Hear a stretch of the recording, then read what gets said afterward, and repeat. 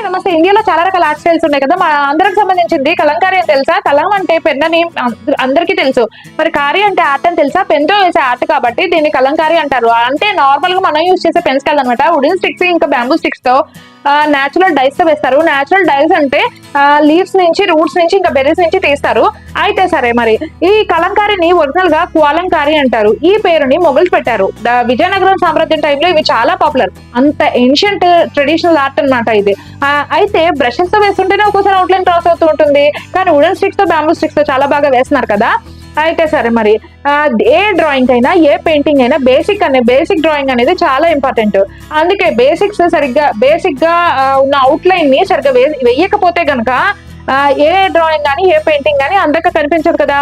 అందుకే కొత్తగా నేర్చుకునే వాళ్ళకి, ఇంకా పిల్లలకి ఈజీగా ఉండడానికి అవైలబుల్ ఆబ్జెక్ట్స్ మనం చూపిస్తున్నాం అనమాట. మరి ఇంకెందుకు లేట్, లైక్ చేసేసి, సబ్స్క్రైబ్ చేసేసి, కామెంట్ చేస్తారనుకోండి, మాకు కూడా ఎంకరేజింగ్ గా ఉంటుంది. ఈ రోజు అయితే మాత్రం నేను బల్బుని చూపించబోతున్నాను. దీనికి స్కెచింగ్ ఇంపార్టెంట్, జాగ్రత్తగా అబ్జర్వ్ చేయండి.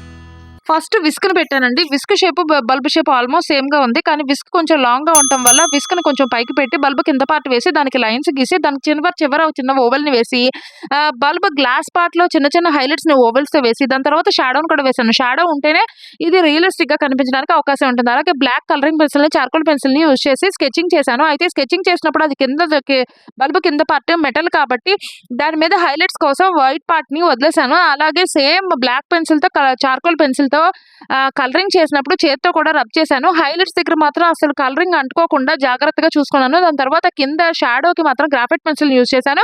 కానీ షాడోలో ఉన్న బల్బ్ కింద పార్ట్ కి మాత్రం చార్కోల్ పెన్సిల్ తో బాగా డార్క్ చేశాను. దాని తర్వాత ఫిలమెంట్ కూడా వేశాను. దాని తర్వాత హైలైట్స్ కోసం వైట్ పెయింట్ ని యూజ్ చేశానండి. హైలైట్స్ వల్ల చాలా రియలిస్టిక్ గా కనిపిస్తుంది.